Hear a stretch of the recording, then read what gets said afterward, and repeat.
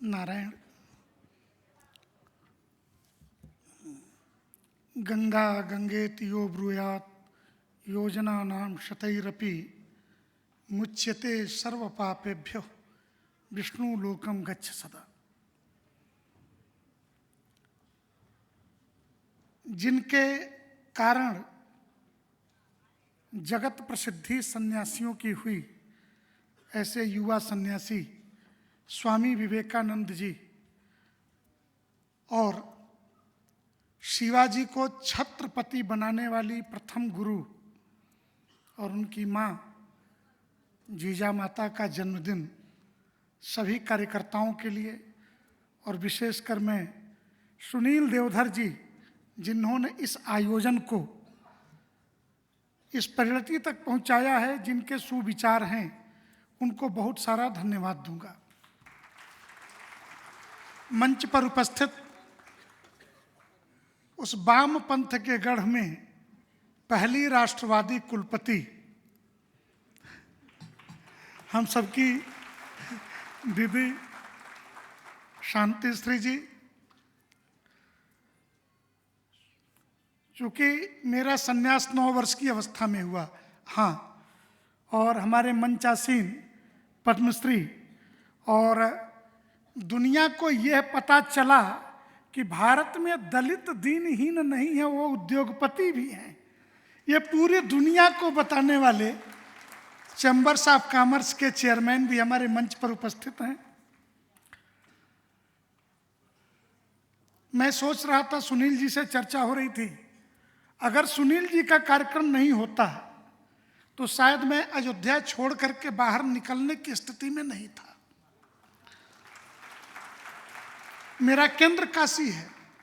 संपूर्ण श्री राम जन्मभूमि आंदोलन की पत्रिका जिन विशिष्ट जनों को प्राप्त हुई होगी, उसमें एक छोटा सा एक पुस्तिका है 20 पेज की, और वो 20 लोग वो हैं जो श्री राम जन्मभूमि के संपूर्ण आंदोलन में जिनकी आहुति हुई है।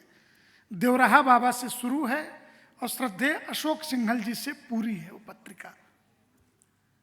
छोटी सी पुस्तिका है उसमें, और जिन लोगों ने पुणे में भी 1-2-4 लोगों को आमंत्रण जरूर आया होगा, ऐसा मेरा विश्वास है, श्री राम जन्मभूमि के प्राण प्रतिष्ठा का। परंतु आज विवेकानंद जी की जयंती, और दीदी ने कहा कि मोदी है तो मुमकिन है। सच तो यही है। रात मेरा मन बहुत ही, क्या कहूँ कि ऐसे आक्रामक स्वरूप में, सामान्यतः अपने जीवन में मैं 2018 में ऐसी परिस्थिति आई कि देश भर में 100 रैलियां श्री राम जन्मभूमि के नाम पे करनी थी। 45 रैलियों में मैं संबोधन के लिए गया, बहुत आक्रामक, और सुप्रीम कोर्ट के ऊपर प्रहार किया था। ये वाक्य बोलना पड़ा कि अगर सुप्रीम कोर्ट की प्राथमिकताओं में भगवान श्री राम की जन्मभूमि नहीं, करोड़ों आराध्य की जन्मभूमि उनकी प्राथमिकताओं में नहीं है, तो ऐसी सुप्रीम कोर्ट भी हमारी प्राथमिकताओं में नहीं है। आज 495 वर्षों के संघर्ष के बाद अगर हम स्वामी विवेकानंद के जन्म दिवस पर स्वामी विवेकानंद की बात करें, तो हम स्वामी विवेकानंद और हिंदुत्व दोनों को एक दूसरे का पर्याय मानते हैं। स्वामी विवेकानंद पहले व्यक्ति थे कि जिनको यह कहना पड़ा कि गर्व से कहो हम हिंदू हैं, अर्थात ये परिस्थिति क्यों आई होगी। निश्चित तौर से उस समय हिंदू मानने पर, हिंदू कहने पे ऐसा लगता होगा इतनी दुरावस्था है कि हीन भावना से ग्रसित होकर के बोला जा रहा है। आज ऐसा नहीं कि परिस्थितियां बहुत बदल गई हैं। संघर्ष इसलिए बड़ा हो गया है, और उस संघर्ष के कालखंड में यह मंच इसलिए महत्वपूर्ण है कि पहले लगता था कि हिंदू तो लूटा पिटा मरा हुआ समाज है, हिंदू कुछ नहीं कर सकता। जब डॉक्टर हेडगेवार जी नागपुर से शाखा लेके पुणे में आए, तो लोगों ने कहा कि नागपुर का संतरा पुणे में नहीं बिकेगा। ऐसा ही चला था। परंतु आज जिन परिस्थितियों में हम ये बात कर रहे हैं, पहले लगता था हिंदू कुछ करने के लायक नहीं है। और सुनील जी से मेरा संबंध 2014 में, जब श्रद्धेय नरेंद्र मोदी जी गुजरात के मुख्यमंत्री से वाराणसी लोकसभा से चुनाव लड़ना है, ऐसा तय हुआ तो पहले प्रचारक के नाते पहले दूत सुनील देवधर गए काशी में। उस लोकसभा का संयोजक बना करके पहले भेजा गया। फिर संगठन ने बताया कि आप स्वामी जी से मिलिए, मुझसे मुलाकात हुई, फिर कारवां आगे बढ़ा। और मैं एक बात, चूंकि सुनील जी ऐसे कार्यकर्ता हैं, इन कार्यक्रमों के कारण नहीं, दीदी भी वामपंथ के गढ़ जवाहरलाल नेहरू यूनिवर्सिटी की तो यही छवि है, और उस गढ़ में महिला, पहली महिला कुलपति। और ये बात जीजा माता के जन्मदिन पे मैं इसलिए कह रहा हूं कि दुनिया के अंदर जो लोग नारी स्वतंत्रता का ढोल पीटते हैं, पूरे दुनिया में जिन लोगों ने यह वातावरण बनाया कि हिंदुओं में नारी को स्वतंत्रता नहीं है, लेकिन आज भी इस्लाम के शरीयत के अनुसार 2 महिलाओं की गवाही के बराबर 1 पुरुष की गवाही है। पूरे पश्चिम जगत का जो क्रिश्चियन मिशनरी है, ईसाई जगत है, वो 1975 तक अमेरिका जैसे सो कॉल्ड विकसित राष्ट्र में किसी महिला को वोटिंग राइट्स नहीं था। वो लोग महिलाओं से के अधिकारों की बात कर रहे थे जो आज तक जेएनयू बनने के बाद महिला कुलपति नहीं दे पाए। जेएनयू में सबसे ज्यादा महिला अधिकारों की बात होती है। सारे वामपंथी झंडा उठाए, एक लड़की के कंधे पर हाथ डाले और दूसरे हाथ से सिगरेट का कस खींचते हुए पाए जाएंगे। ये पूरे जेएनयू का चरित्र दुनिया के सामने बना के रख दिया। चूंकि जीजा माता के जन्मदिन पर नारी स्वतंत्रता की चर्चा हो रही है, तो एक बात ध्यान रखिए कि सनातन हिंदू धर्म में इस विषय को ध्यान में रखिए कि शारीरिक स्वतंत्रता पश्चिम जगत में है और मानसिक स्वतंत्रता भारतीय जगत में। कभी पति अपनी पत्नी से पूछे बगैर निर्णय नहीं करता। और उस देश के बारे में यह बताया गया जो 2000 वर्षों में क्रिश्चियन समाज अपने चर्च के अंदर एक पोपनी नहीं दे पाया, वो सनातन धर्म की व्याख्या कर रहा, जहां 2500 साल पहले भगवत्पाद शंकराचार्य के शास्त्रार्थ में जब आचार्य मंडन मिश्र से शास्त्रार्थ हुआ, तो उस शास्त्रार्थ में मंडन मिश्र की पत्नी उभय भारती जज के रूप में कुर्सी पर बैठी थी। मैं पूछना चाहता हूं कि ये भगवत्पाद शंकराचार्य और उभय ये आचार्य मंडन मिश्र के योग्यता का निर्धारण 2500 साल पहले बिहार के सहरसा जिले में महिष्मती नाम के गांव में एक कन्या कर रही थी।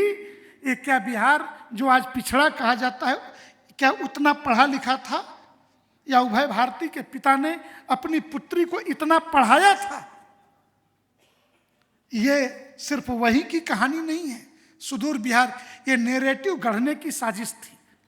और आज उसी नैरेटिव को तोड़ने के लिए हम इन मंचों के, और मुझे लगता है कि सुनील जी से ज़्यादा पूर्वोत्तर से लेकर के, जब ये पूर्वोत्तर में त्रिपुरा के प्रभारी बनाए गए तो एक भी विधायक नहीं था त्रिपुरा के अंदर, एक पंचायत में प्रधान तक नहीं जीता था। और आपकी माटी का बेटा त्रिपुरा जैसे राज्य में जाकर के एक ही बार में सरकार बनवा करके वहां से वापस आया। आज भगवा फहर रहा है। यह सामान्य संघर्ष नहीं है। कल चैनल पर यहां पे कई हमारे बच्चे पुरस्कृत किए गए हैं चैनलों के लिए। कल आनंद रंगनाथन कहीं बोल रहे थे कि श्री राम जन्मभूमि का संघर्ष एक मंदिर बनाने का संघर्ष नहीं है। उनको इस मंदिर की पीड़ा का अनुभव कैसे होगा जिन्हें सिर्फ लगता है कि एक मंदिर बन रहा है।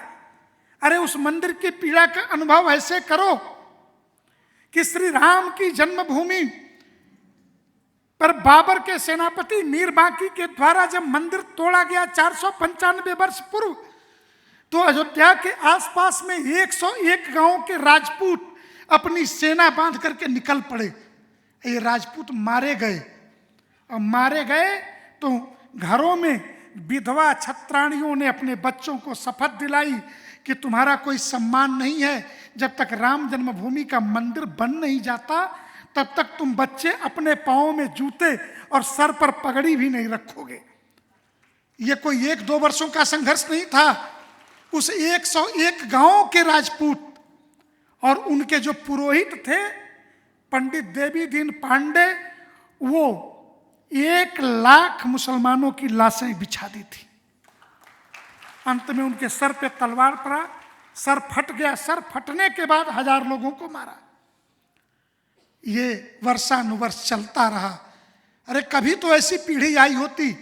जीजा माता ने ऐसे ही संस्कार शिवाजी को नहीं दिए, ऐसे ही उन माताओं ने अपने पुत्रों को संस्कार दिया कि 4 पीढ़ी के बाद अरे हमारे बाप ने कसम खाई जूते नहीं पहनेंगे, सर पे पगड़ी नहीं रखेंगे, मैं क्यों ढोऊं, पता नहीं राम का मंदिर कब बनेगा।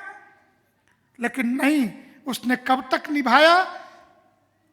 492 वर्षों के बाद 9 नवंबर 2019 को सुप्रीम कोर्ट के संविधान बेंच के सर्वसम्मत फैसला आने के बाद 11 नवंबर को उन सारे गांवों में जूते और पगड़ी पहने गए। तो ये सामान्य संघर्ष नहीं है श्री राम जन्मभूमि का, ये संस्कृति का संघर्ष है, सभ्यता का संघर्ष है। और सभ्यता के संघर्ष में कल कुछ लोग कह रहे थे कि त्रेता और कलयुग का अंतर क्या है, तो गोस्वामी तुलसीदास जी ने कहा कि नहीं, कलयुग सम आन युग जो नर करें विश्वास। अंतर यह है कि त्रेता में ऋषि यज्ञ करते थे तो हड्डी फेंकने के लिए राक्षस आ जाते थे, लेकिन कलयुग में मोदी से इतना भय है कि निमंत्रण देने के बाद भी आने की हिम्मत नहीं है।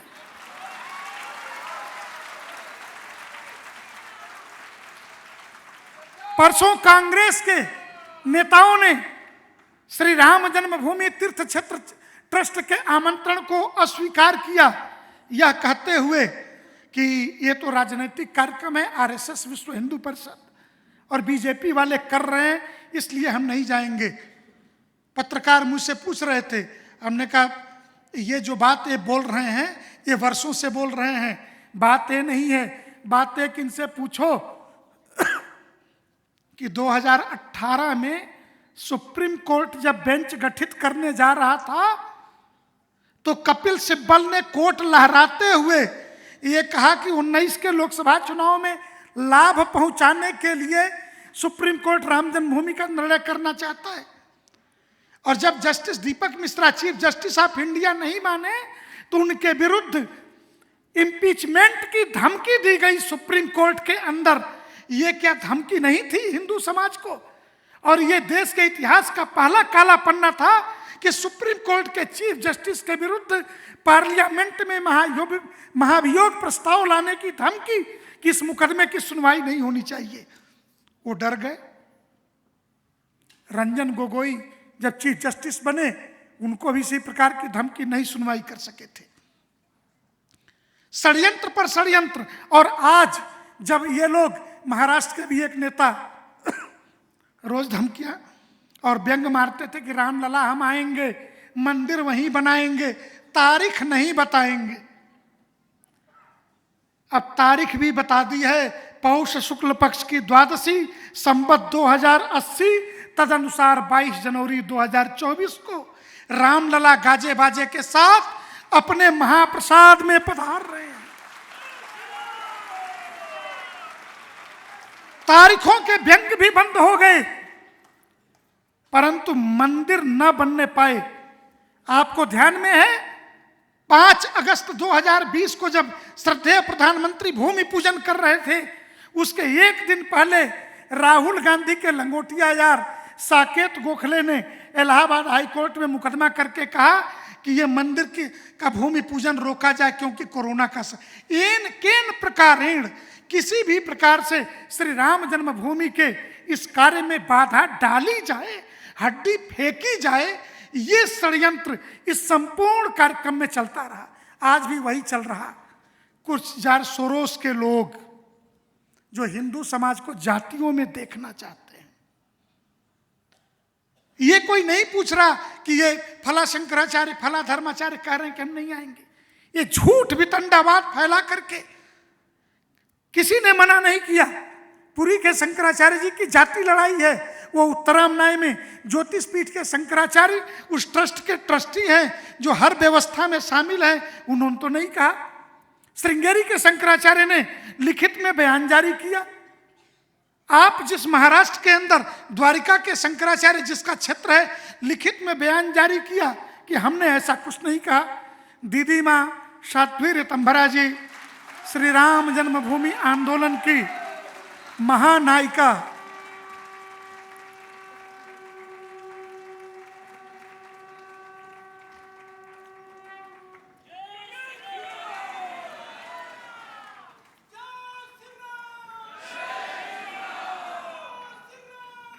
दीदी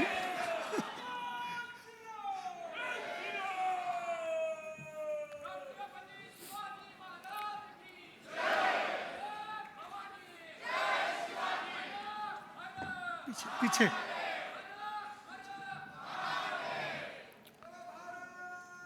आज माता जीजाबाई और स्वामी विवेकानंद जी के जन्म दिवस पे श्री राम जन्मभूमि आंदोलन का संपूर्ण दृश्य सभागार में विश्व हिंदू परिषद और संघ के कार्यकर्ता बड़ी मात्रा में।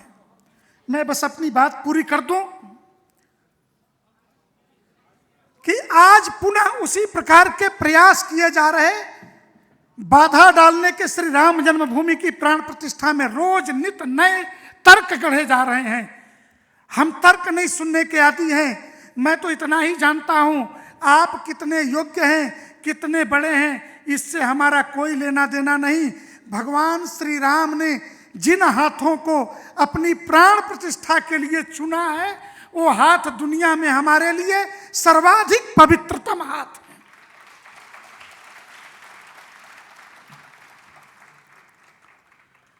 इसलिए अब किंतु परंतु लेकिन, और जो लोग ये कह रहे हैं कि आगे रामनवमी थी, 22 जनवरी की तिथि तय कर ली, ऐसा क्यों किया, उन लोगों के लिए बस एक बात कह करके अपनी वाणी को विराम देता हूं कि माता कैकेयी ने भगवान राम को सिर्फ 14 वर्ष का एक वनवास दिया था,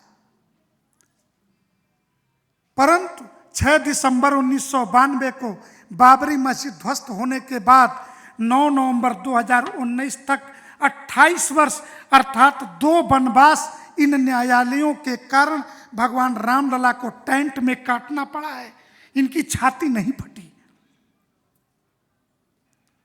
जिन लोगों को इस बात की कोई पीड़ा नहीं हुई कि 24 मार्च 2020 से रामलला अस्थाई घर में ऐसे ही हैं कि जैसे कि आपके पैतृक मकान को तोड़ के नया मकान बनाया जा रहा हो और आपको किसी किराए के मकान में रहना पड़े।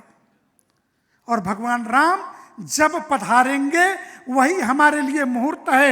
और अब तो काशी के ज्योतिषियों ने ऐसे सो काल्ड धर्माचार्यों को शास्त्रार्थ की खुली चुनौती दे दी है कि मुहूर्त कहाँ से गड़बड़ है ये बता दो। इसलिए मैं इतना ही कहूँगा, ये इतिहास बनने की बेला है। और जब कोई सपना देखता है, अपने जीवन के शुरुआती क्षणों में सपने देखना, संघर्ष करना, और जब इन आँखों के सामने जब सपने साकार होते हैं तो उसका जो सुख है, हम उस भाग्यशाली पीढ़ी में से हैं जो 492 वर्षों के संघर्ष का समापन होते हुए श्री राम जन्मभूमि का मंदिर राष्ट्र का मंदिर है यह बनते हुए देख रहे हैं। और इसकी आधारशिला माता जीजाबाई का ये जो आज जन्मदिन और स्वामी विवेकानंद के जन्मदिन के अवसर पर पुणे के इस सभागार में हम साक्षी बन रहे हैं। आगे के दिनों में खूब खुशियां मनाएं, खूब प्रसन्नता व्यक्त करें, क्योंकि हिंदू राष्ट्र के स्वाभिमान का सूर्योदय जो हो रहा है, इसकी हमें प्रसन्नता होनी चाहिए। नारायण श्रीहरि।